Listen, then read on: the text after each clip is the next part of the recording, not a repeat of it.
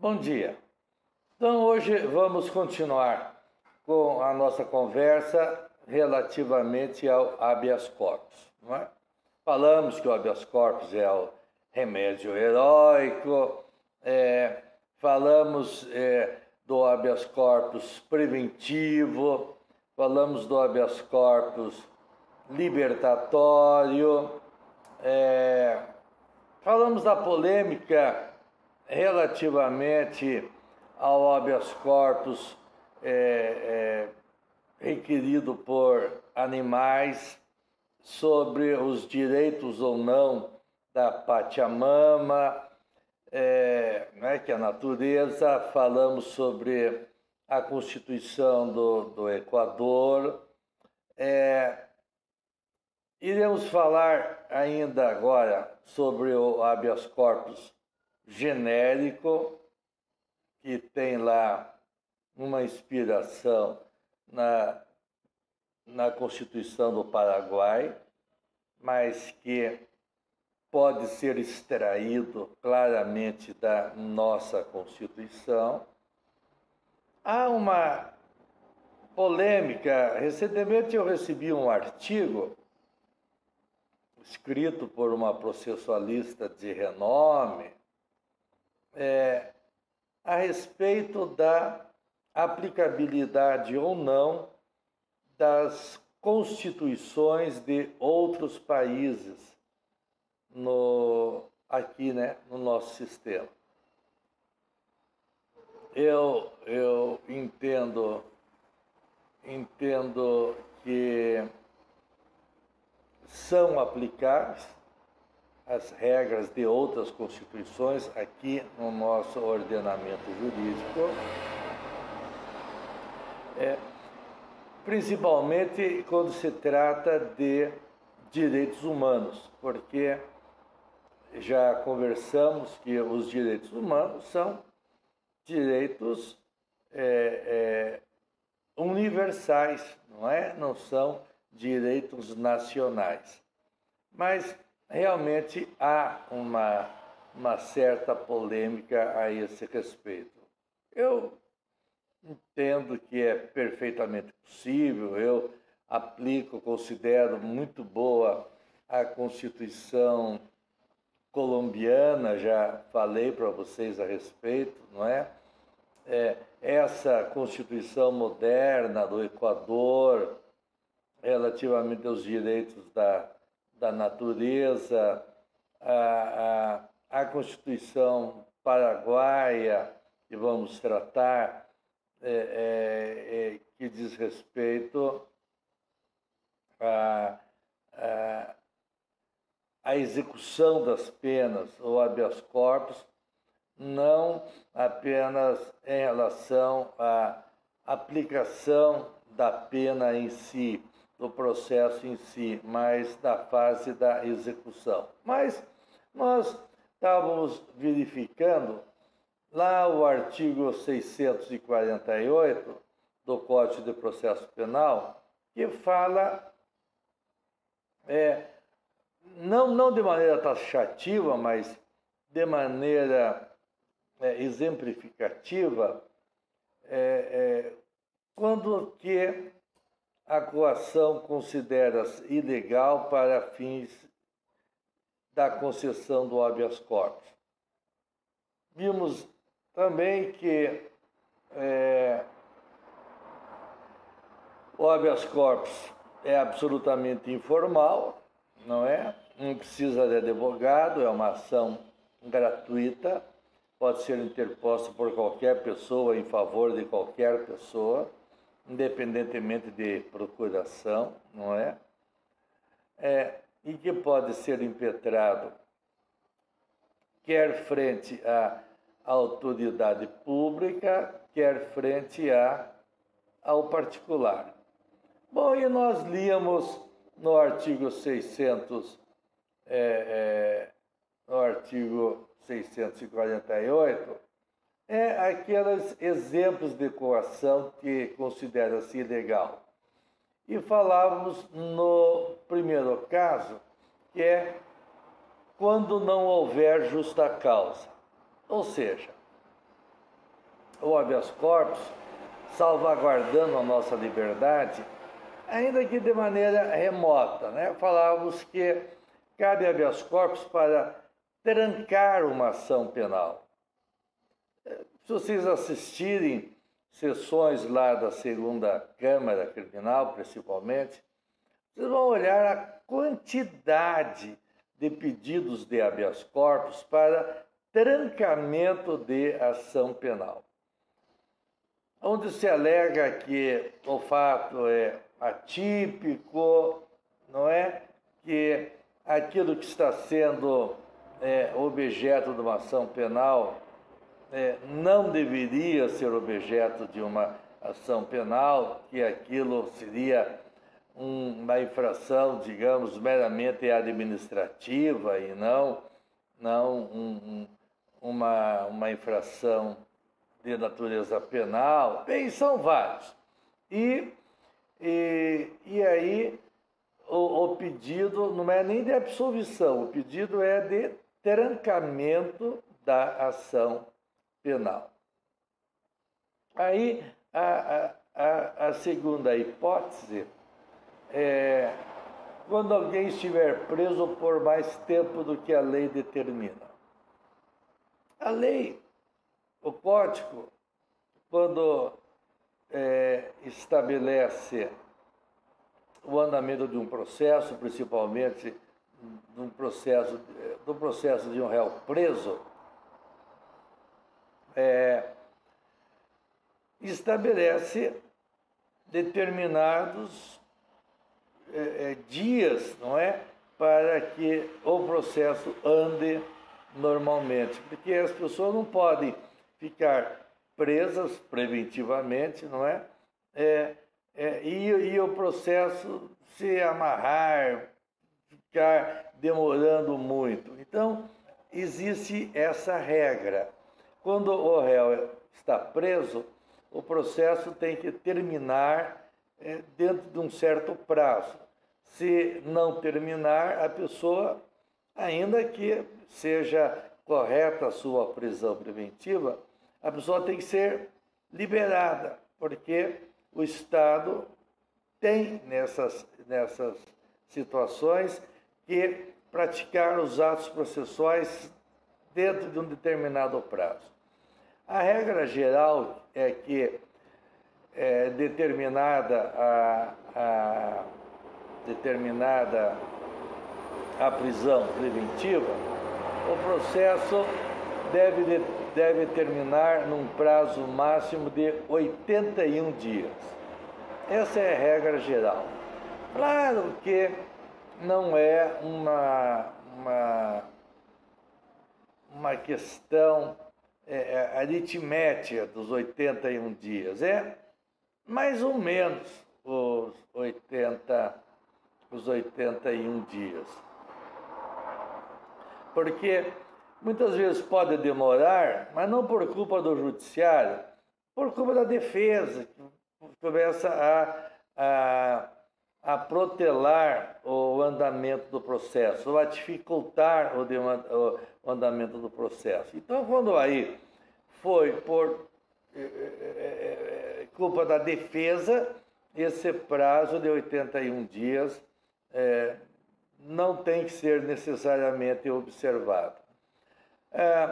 Outras vezes pela quantidade de réus e pela necessidade de diligências e que justificam que esse prazo seja extrapolado. Então, a regra é que o processo deve terminar no prazo de 81 dias, mas não é uma regra absoluta,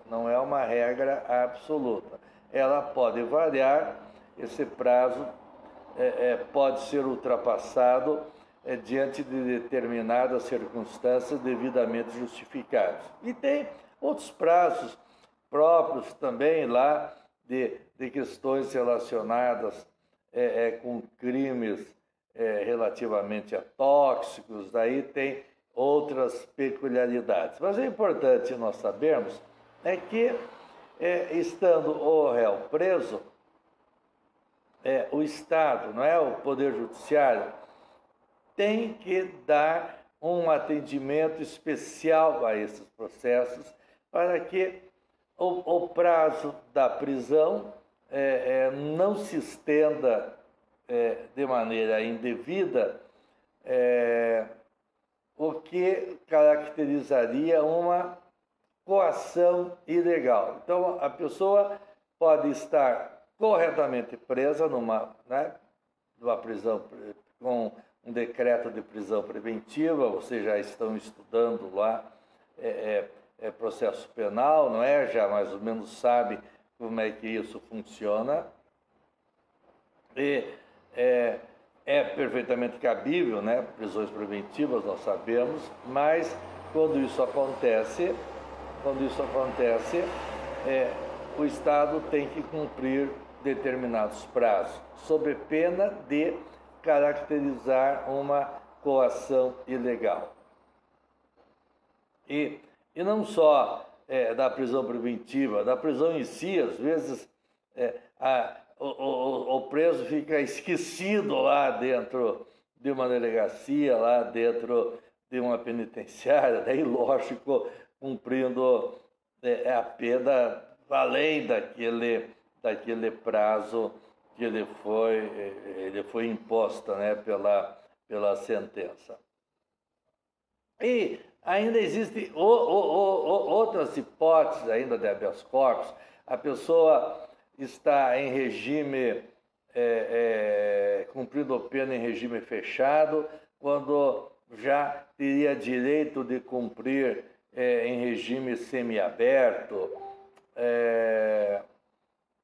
ou então está cumprindo em regime semiaberto e já teria direito de estar cumprindo em regime aberto. Então, são inúmeras as hipóteses em que cabe habeas corpus nesse caso. A terceira hipótese, quando quem ordenar a coação não tiver competência para fazê-lo.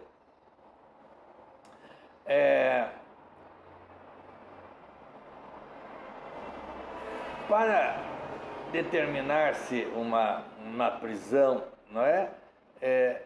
Tem que haver a autoridade competente. Anteriormente podia o governador determinar uma prisão. Hoje não. Hoje é só a autoridade policial, só o juiz, e não é qualquer juiz, o juiz competente, não é? O juiz ali daquela vara criminal, o juiz que teria competência, não é? Que tem competência para julgar aquele caso. Não poderia um juiz do direito do trabalho, por exemplo, determinar uma prisão preventiva, a não ser casos de flagrante delito, então, em que uma pessoa é pega mentindo, não é? Um falso testemunho, alguma coisa assim. Mas tem que se analisar sempre se quem determinou uma prisão era realmente a autoridade que poderia fazê-lo, a autoridade competente. Aí a outra hipótese é quando houver cessado o motivo que autorizou a coação. Algumas vezes a prisão preventiva é determinada quando o réu, por exemplo, está influenciando as testemunhas que irão prestar depoimento, está ameaçando, está coagindo, não é? Então, ele está atrapalhando o processo penal. O andamento do processo ou o andamento do inquérito, não é? Está, como nós dizemos, obstruindo a justiça. E daí ele pode ser preso por causa disso, pode ser preso. É uma das hipóteses de prisão preventiva. Muito bem. Foi decretada a prisão preventiva, porque o réu estava lá coagindo a testemunha. Bem, depois que foi ouvida a testemunha, aí então não há mais motivo para a prisão preventiva. E se ele continuar preso, é possível, então, esse habeas corpus, porque aquele motivo que ensejou a sua prisão preventiva, aquele motivo já não existe mais. Portanto, não há mais razão para manter-se a prisão preventiva.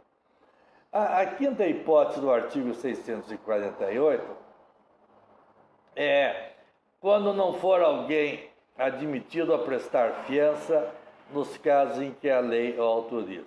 Vocês vão estudar que determinados crimes são afiançáveis, ou seja, você é preso, daí presta lá uma fiança e pode ser liberado mediante a prestação da fiança, um depósito lá de um valor. Vocês viram aí recentemente aí o caso do Ronaldinho, não é? Que lá teve um problema lá de falsidade de documento lá no Paraguai e foi decretada a sua prisão. E ele queria cumprir ali aquela prisão em liberdade, ou pelo menos não dentro da cadeia, ficou lá numa prisão domiciliar.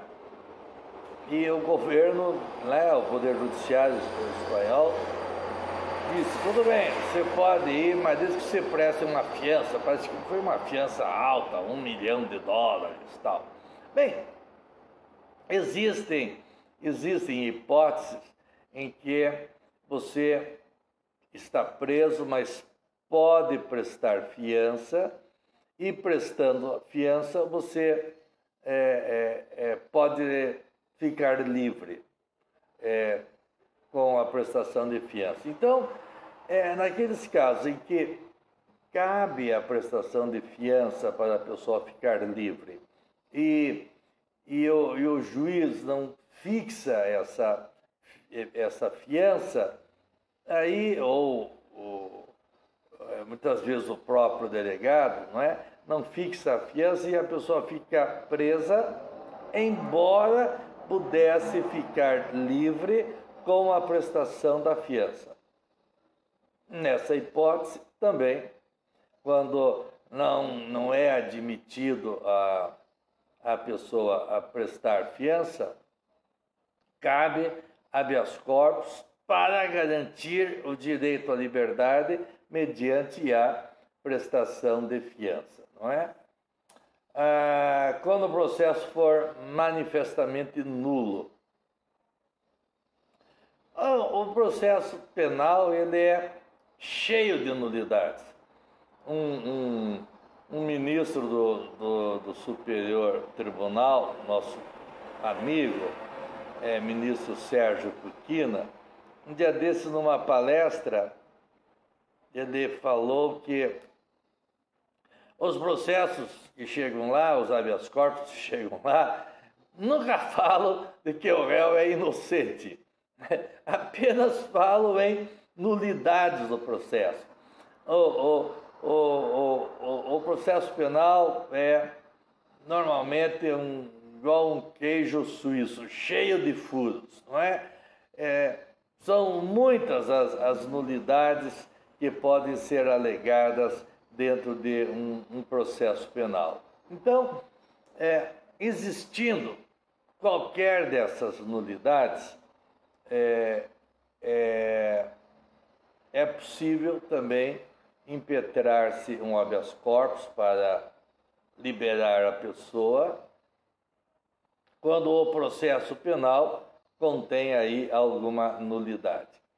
E a última, mas a última só de ser rol, não significa que só tenha essas, né? Mas de ser rol é quando extinta a punibilidade, ou seja, já houve o fato típico já está prescrito, já passou o prazo para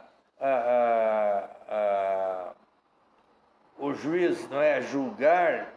Então, já está prescrito. Vocês vão estudar as diversas formas de prescrição. A prescrição para a propositura da ação penal, não é? A prescrição relativamente à pena, e aí vocês vão estudar também a prescrição retroativa, e isso é matéria de processo penal que vocês vão estudar, e daí irão verificar inúmeras hipóteses de prescrição. E havendo a prescrição, não é, passado determinado prazo, a pessoa não pode ser processada, ou se já foi condenada, existe também a prescrição da pena. A pessoa tem que ser encontrada, presa lá dentro de um determinado prazo, não é? Sob pena de caracterizar-se a prescrição. Então, o ponto de prescrição é muito importante, quando os prazos são contados pela metade, por exemplo, o réu já tem mais de 70 anos, não é? Os prazos são contados pela metade, ou tem menos de 21 anos. Bem, repito, são inúmeras as hipóteses de prescrição. E a prescrição importa na extinção da punibilidade. Bom, então esse artigo esse artigo 648, ele vai mostrar algumas das hipóteses, não são só essas, mas algumas das hipóteses em que cabe o habeas corpus. Tem uma certa discussão sobre o habeas corpus para trancar o inquérito policial. Não há discussão quanto ao habeas corpus para trancar a ação penal. O que existe é uma certa discussão para trancar o inquérito, porque ainda no inquérito os fatos estão sendo apenas investigados, mas já se admite o trancamento de um inquérito quando está se apurando ali um fato considerado atípico, um fato que não é crime. Eu anotei ali para vocês também que daí não cabe habeas corpus frente a punições disciplinares militares. Isso é uma previsão lá do artigo 142, parágrafo 2º da Constituição Federal. O habeas corpus genérico, que eu acho muito interessante e que ainda está sendo muito discutido dentro do nosso sistema, ele vem lá da Constituição do Paraguai. Não é um habeas corpus relacionado com uma coação ilegal relativamente à pena. Não, está tudo certo. O processo não é nulo, o processo está correto, a pena foi devidamente aplicada, está tudo em ordem. O problema não é a pena, o problema é a execução da pena. O Supremo, há pouco tempo, considerou o nosso sistema penitenciário verdadeiras masmorras medievais. considerou nosso sistema penitenciário um estado de coisas inconstitucional. Por quê? Porque a nossa Constituição, ela vai dizer lá no artigo 5º, inciso 3º, que ninguém será submetido a tortura nem a tratamento desumano e degradante.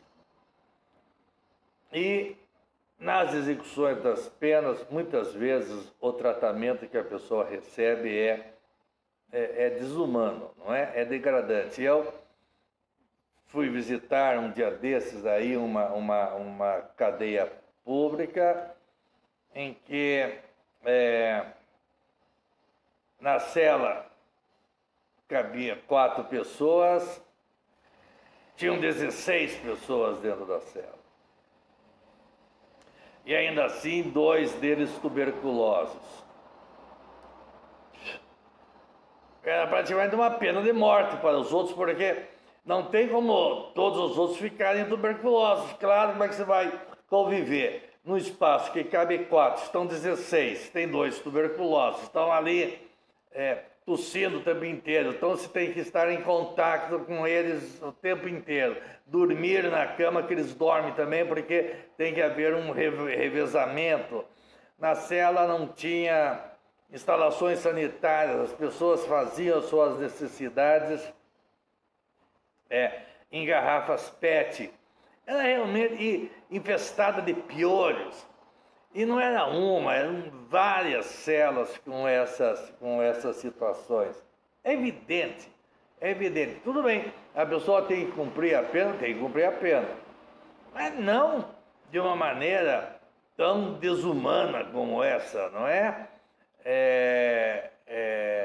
Porque as penas, diz a nossa Constituição, as penas não podem ser cruéis. Mas não só as penas não podem ser cruéis, as penas não podem ser cruéis, mas também a execução das penas que não pode ser cruel. E no nosso sistema nós não temos habeas corpus frente a uma execução cruel da pena. Temos habeas corpus relativamente à pena, mas não relativamente à execução da pena. Esse habeas corpus, ele foi chamado genérico, ele consta na Constituição do Paraguai. Então lá existem 3 tipos de habeas corpus, o preventivo, o libertatório e o genérico. O genérico relativamente à execução da pena. Aqui no Brasil estão começando a trabalhar com essa ideia do habeas corpus genérico. Eu, particularmente, uso lá, quando é possível, o habeas corpus genérico. Tem colegas do Rio Grande do Sul que estão começando a usar também o habeas corpus genérico, mas há uma posição do Superior Tribunal de Justiça de que ainda não é possível nós adotarmos o habeas corpus genérico. Eu acho um absurdo. Mas a alegação é de que o Estado não tem condições de ter um sistema penitenciário que não seja desumano, que não seja degradante, e daí nós iríamos colocar muita gente na rua. Bem, é um argumento, mas nós não podemos aceitar esse tipo de argumento, dizendo que o Estado não pode ter um sistema penitenciário condizente com o que diz a Constituição, né, com o que diz a lei de execuções penais. E daí o Estado não cumpre o seu dever e por isso vamos deixar as pessoas cumprindo as penas em situações absolutamente desumanas, em situações degradantes. Então, esse é outro tema bastante interessante, que é importante nós começarmos a refletir sobre ele, começarmos a pensar a respeito, não é? Quando que nós iremos efetivamente começar a aplicá-lo. Então, as questões de habeas corpus são muito importantes. Nós devemos pensar bastante a respeito, não é? São temas palpitantes. O habeas corpus em favor dos animais, o habeas corpus genérico. Bem, o habeas corpus contra particular já é plenamente aceito. Bom, isso é o que eu queria conversar com vocês a respeito deste chamado remédio heróico, que é o habeas corpus, que já existe desde 1215. Então, não é de agora, né, que surgiu o habeas corpus. O nosso próximo bate-papo será relativamente a uma outra ação constitucional muito importante, que é o chamado mandado de injunção. O mandado de injunção, ele está previsto lá da nossa Constituição, no artigo 5º, inciso 71, que diz: conceder-se-á mandado de injunção sempre que a falta de norma regulamentadora torne inviável o exercício dos direitos e liberdades constitucionais e das prerrogativas inerentes à nacionalidade, à soberania e à cidadania. O mandado de injunção, ele pode ser individual ou coletivo, e ele está regulamentado lá pela Lei 13.300. É um instrumento que ficou dormindo, entre aspas, em berço esplêndido, até pouco tempo. Não, aliás, ele ficou dormindo em berço esplêndido por aproximadamente uns 20 anos. Mas agora ele está começando a ser utilizado e tem resultado em muito bons frutos. Ele trata da possibilidade do poder judiciário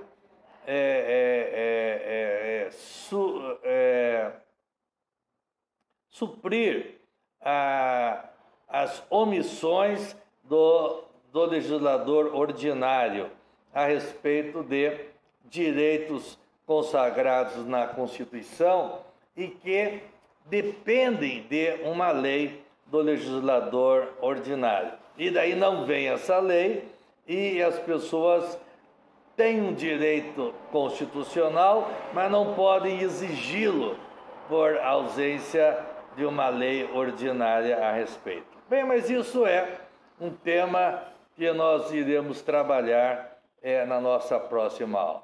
Tudo bem? Então, até lá.